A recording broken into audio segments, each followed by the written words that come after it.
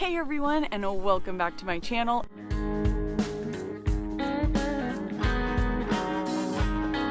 We are going on a field trip.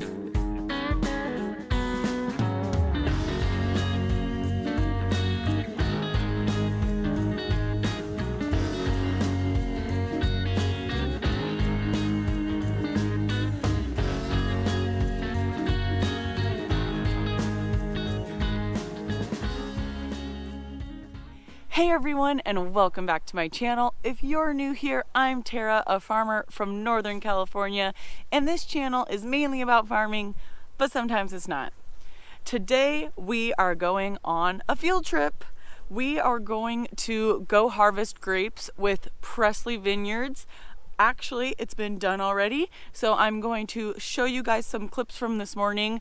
Charlie, one of the owners of Pressley Vineyards, shot me a text around 12:30 and told me to head out. So I got out to his vineyard about 1:30 a.m. I got to see an amazing crew do some hand picking, and I'm going to show you guys that right now. So this is Pinot Noir. They're so pretty. I feel like here, grab it on this side because this is not leaf full. I feel like this is machine leaf versus purple grapes are so pretty compared to mine. This side? Yeah, you see how this is all these are leaf. hand tucked.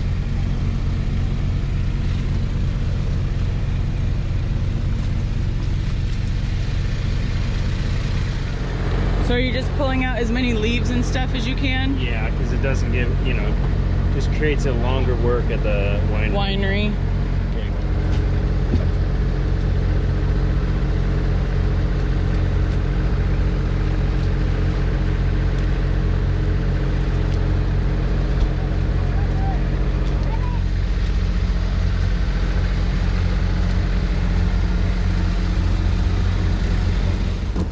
So how many acres are you guys harvesting tonight?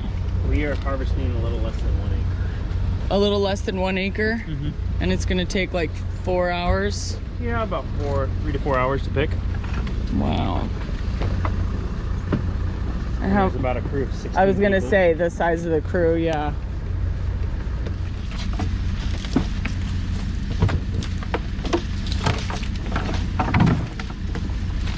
Gracias. No entiendo. It's okay. I just didn't want to do it if it wasn't okay. Yo nomás dígale que sí. También dice que ya no trabaja. ¿Sabes que no estás trabajando bien?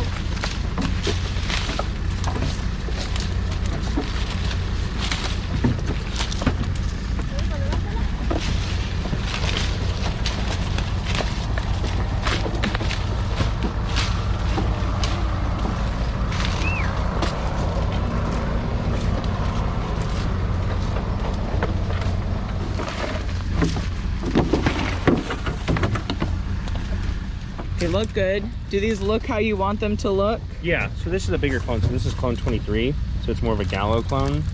Bigger cluster versus, say, some of the smaller Dijon Pinots. Wait, a bigger cluster? Yeah, cluster, sorry. This looks like a small cluster to me. But like, well, it's smaller because of augment irrigation. So making your... What does that even mean? So it's just like deficit irrigation. Oh, so you stress it a little bit more? I'm stressing these rows a lot more. So like we hand leafed everything to try to increase color. But as you start to overleaf, you can start to burn off your acids. Are you concerned about smoke at all and ash? No, not with where this is at. That's good. What about my field? No, you got a white variety.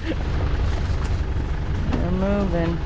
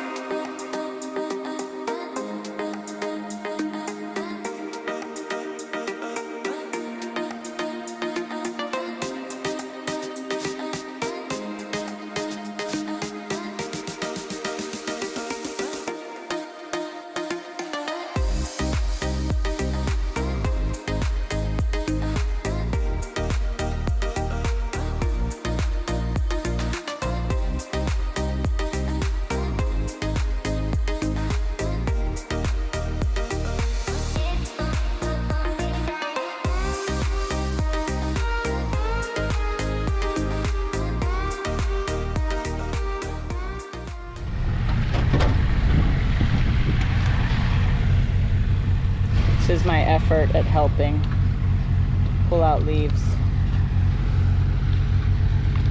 Isn't it beautiful?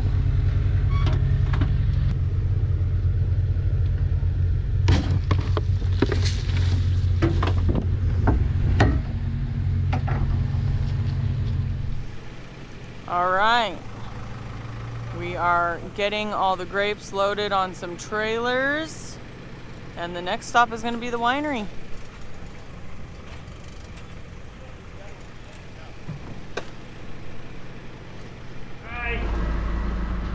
Okay, just got to the winery. Gonna unstrap and unload.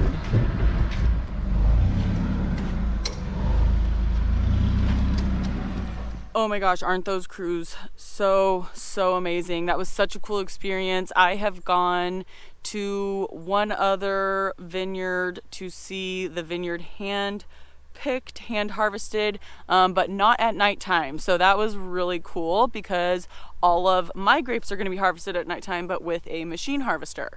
So now we are at a winery outside of Lodi. It's called Bokish Vineyards, Bokish Winery, and this is where Pressley Vineyards makes their wine. So they don't have their own winery, but they do have their own vineyard and they make their own wine. So I'm going to introduce you guys to the owners of Pressley Vineyards, and we're going to go through their process. Okay, I am here with Brittany and Charlie. They are the owners of Pressley Vineyards, and they are gonna tell us how they got started with the vineyard and with the winery. And we have James here, who is a whopping six weeks old. Yeah, future owner of Pressley Vineyards. We hope so. Yeah. Yep.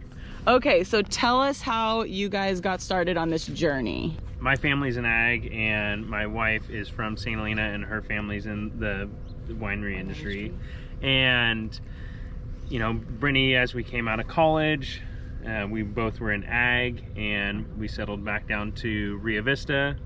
And one of Brittany's jobs right out of college was working for Western Square as, or still is, working with smaller wineries. And one day we'd always talked about starting our own label. And we were home winemakers. We'd been doing that for a couple of years. Did you guys make it in your garage? Yep, in our basement. Your basement. Actually, not even a garage. Nice. It was a basement. So she came home one day and it's like, we should do this. I'm working with people just like us, small producers, and you know, we should give it a try. And it happened at the exact same time we had an opportunity to take over the vineyard that we wanted to source grapes from, McCormick Ranch Vineyards, and because we wanted to produce a Pinot Noir, and so all the pieces just kind of settled in. Fell together. Yep.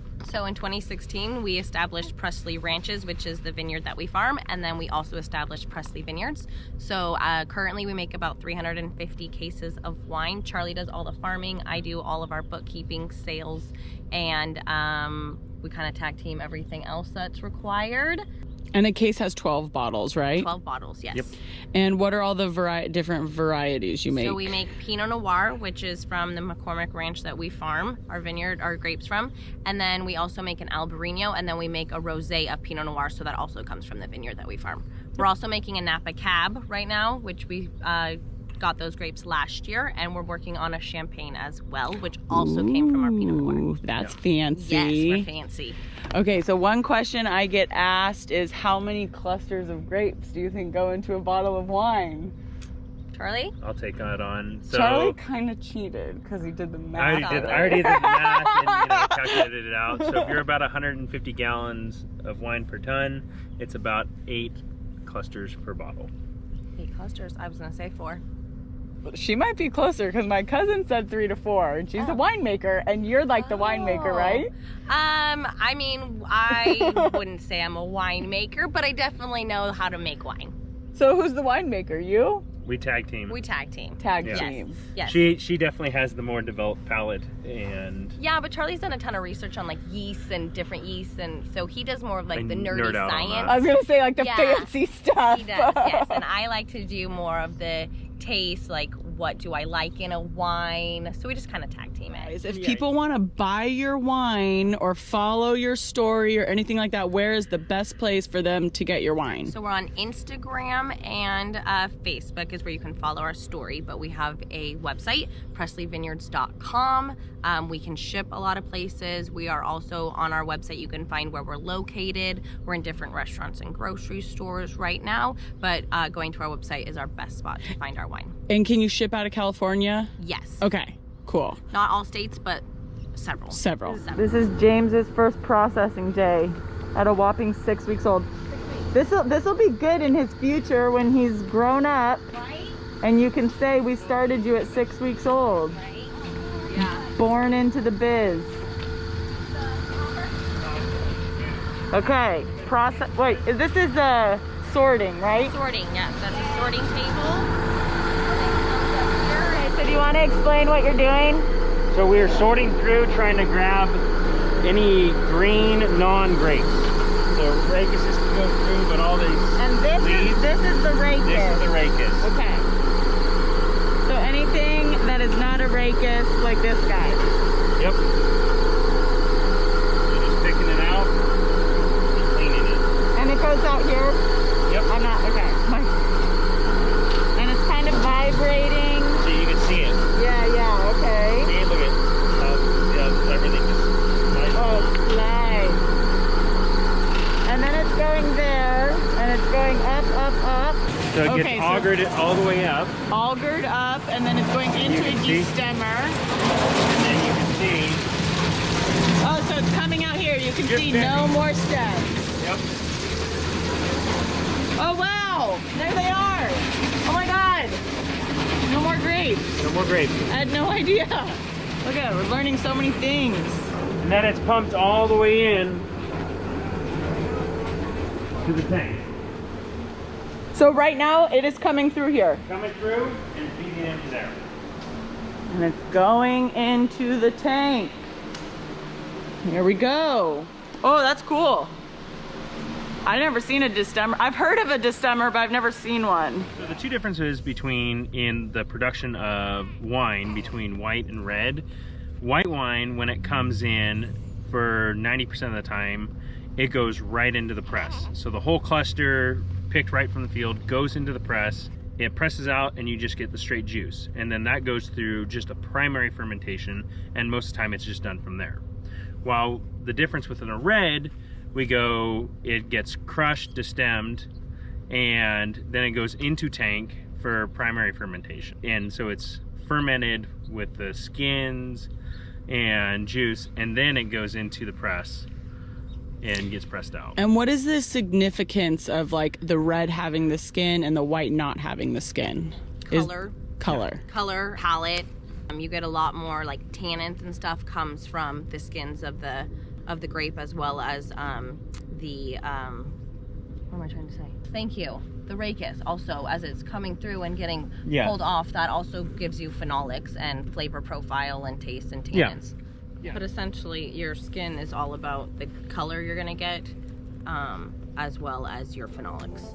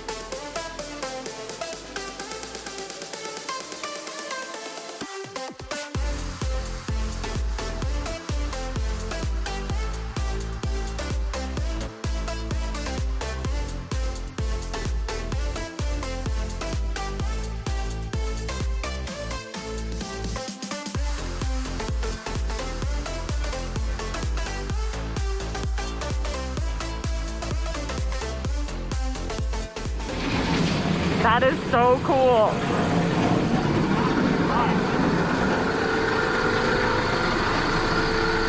Even if we do raise it, So we've got the bin here from what we harvested this morning. There's all the bins. We bring it over with the forklift, dumps it in, and then he's got a rake that he puts it down there. Pretty cool system. Okay, so this is not your guys' winery. No. So, but you guys have a wine label. I guess, is that like the best Yes. way to say it? Yeah. So you guys have a wine label. Right. So how are you guys able to make wine without a winery? So what we like to say is like we have a wine brand. Okay. So people confuse it a lot when we say that we have like Pressley Vineyards, that we have a winery. So we don't have a winery. We don't have a tasting room. All of our wine is exclusively bought through online or in a grocery store or in a restaurant is how you get it. So we utilize this space so we get to be customers of Bokish Vineyards, which is where we are right now. So we get to use their entire facility for our wine making needs. We get to utilize their wine maker. So there are different licenses for everybody. So with our license, we are not allowed to have a winery. We also can't afford to have a winery because it's very expensive. So it's actually a certain type of license Correct. too. Yeah. Okay. So our license has us utilize this facility. It's called Custom Crush. So we pay Bokish to utilize their facility as well as their winemaker. We're allowed to use it as if it's our own, obviously with their permission. But yeah, so this is a tank we get to use. We don't own the tank, but we get to use the tank. Yeah, so I would say like for farmers to relate, it would basically be like leasing ground. Exactly. Yeah. Same exact thing. So you guys are leasing your Yes. space here and to be able to use their equipment, just like a farmer would lease ground that they don't own. Exactly. So Cool. we are in charge of, like, we have all of our own barrels, we have all of our own racks. So some stuff is stuff that we own. We're in charge of buying all of our own yeast, any additives that we need, we buy that ourselves Okay. as well. We work with the winemaker to make sure that she agrees with our thought process on what we're buying, but we do buy all of that stuff ourselves, as well as if we're doing like any oak additives, we also buy the oak additives ourselves as well. Okay, because I was curious, so like if you guys use their winemaker, do you guys still like, you know, taste everything and decide on the different changes and that Correct, kind of yes. stuff? Yes, so you know? she helps guide us with her knowledge. Okay. She's amazing, but this is truly mine and Charlie's project, and we are hands-on at all parts of it. So from growing the grapes to everything coming in here in the winery, we are in charge of all the decisions that are made, and she doesn't make any decisions without consulting us. Okay. Yes. Okay, I see. How many acres do you guys farm? So we farm 50 acres of grapes. And how many acres do you guys use for your bottles on an average? Do you About know? 5. About 5. Yes.